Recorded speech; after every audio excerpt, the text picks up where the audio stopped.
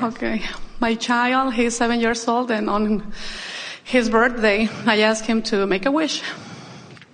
And he says, my wish is for all the world to be happy and to get rid of all this itchiness, because he has eczema all over his skin and also some breathing difficulties. And I want to help him how to make him feel better. I don't want to be always at the doctor. All right, so we have an answer for him and we have an answer for you. Okay.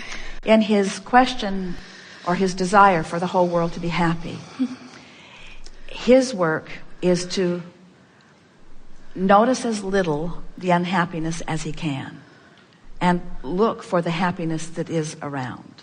And in doing so, two things happen. Two important things. He aligns with happy, which means the universe shows him more and more of that. So he has to really go looking for trouble to find it. Once you tune into happiness, it shows itself mostly to you. But the other thing that happens is, in his now newfound belief that the world is happy, he adds to the creation of that. And we would also like to say to him, and sometimes people say, well, he's too little to get this. And sometimes we say, he's just young enough to be able to get this. And we would say that of this one. He's still young enough to be able to get this. It's the most powerful thing that is coming out of this seminar today, or maybe seminar ever. In other words, this is an important thing to acknowledge. When you get so focused on what makes you feel good that unhappiness is rare for you, you tune yourself to the frequency that perpetuates more and more of that. And in letting go of that discomfort, everything about his skin will come into alignment. It's the same subject. Looking at what is not wanted keeps it coming. So, for you, it's more difficult, isn't it? It's difficult to look at physical evidence of something that is itching and irritating and not notice it. And it makes you want to do things about it. So the question that we have for you is, do you think that your inner being is looking at the eczema? Do you think that your inner being is looking at the skin irregularity on your child? What do you think? I guess it is, because if it isn't, then well, what do you think? Well, then prepare to be surprised. Your inner being and his inner being are looking at it, just not feeling any discomfort in it, because it's just the beginning of the journey. In other words, and that's the difference. That's the peace. That's the peace. In other words, your inner being is looking at the okayness of it, the value of it, the desire that's born out of it, the clarity, the value of the contrast. So your inner being has this accepting things, whether it's the trauma of the world or the trauma of the skin on a little boy's body. It's the same. Your inner being sees it, but doesn't freak out. Mm-hmm. Your inner being, but when you see it and use it as something's wrong, I need to do something different, now you're using it against you rather than accepting the value of it. So we have to ask all of you some questions. Is there value in choice, or do you just want lime jello? You want any jello? In other words, don't you want a buffet? Don't you want variety in, no matter what the subject is, don't you want variety, and don't you want to be able to choose? And doesn't the more the variety that is present for you to observe, doesn't it make for a potentially more uniquely satisfying creative experience for you? And someone asked earlier, why is the contrast getting greater? And we say, because the more of you who are creating, the more variety you are creating, which is the more potential for you to observe. And if you could come to this place, and you eventually will, you are there as source energy, and you will eventually return to it again, whether you do it in this physical body or you have to wait until you reemerge into non-physical to find it.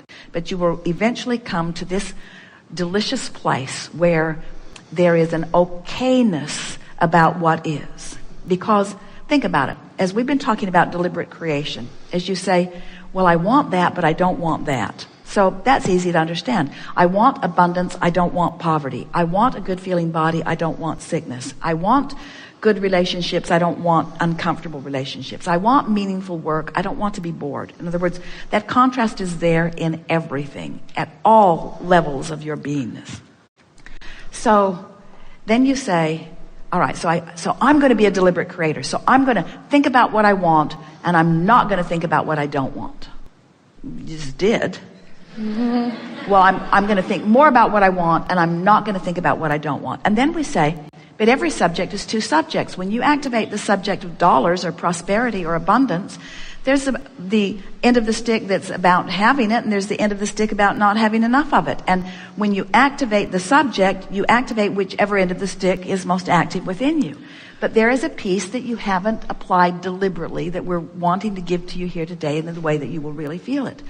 While certainly we want you to choose what is wanted rather than think about what is wanted rather than think about what is not wanted, we want you to not feel guarded or wary about the not wanted part. We want the not wanted part to be okay. We want it to be part of the process. We want it to be part of what makes you able to decide. We want you to stop condemning it. We want you to stop beating up on yourself when you're there.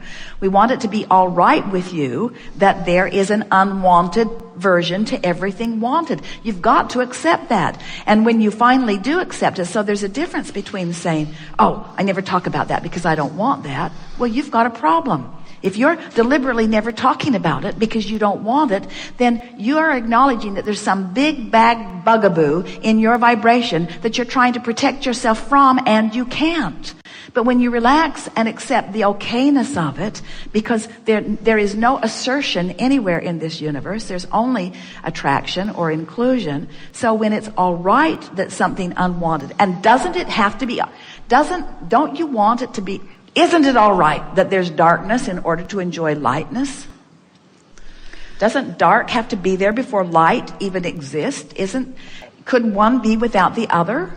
Doesn't there have to be wellness and sickness, or would there be in a discernment about the difference?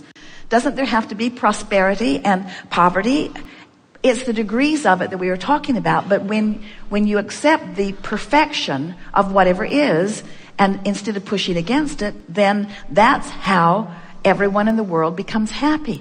Because if the contrast is a given, and it is, and there are always going to be people who are somewhere living something less than what they want, then the idea that I want everyone to be happy, you can't get there from there, can you? If you believe the flawed premise that everything has to be perfect or everything has to be the way someone wants it to be right now, this red hot minute, before there can be happiness. But can't there be emotional happiness? Isn't there happiness on the way to clarity?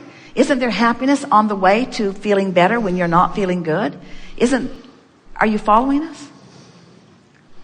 Have we found enough words to make you want to say to this mother who has a little boy with things on his skin that she doesn't want to see, that can you look at his current condition and can it be all right? Because it's just the stepping off point into something else. And if you can just find that in the making it all right for you, that then you move toward what you want, that's the missing piece for so many people. People have used the word surrender. And sometimes people think that what that means is accepting something I don't want and just saying, okay, universe, I accept this. It's the way it is. And we say, no, we're not saying accept it as a permanent state of being. We're saying accept it because you can't do otherwise. You can't cease to be where you are. We warmed you up before we gave you that blunt fact. You cannot cease to be where you are. You cannot cease to be where you are. You can't just say, beam me up, Scotty.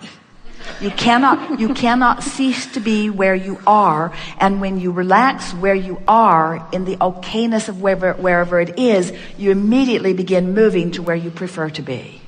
That's just how it is.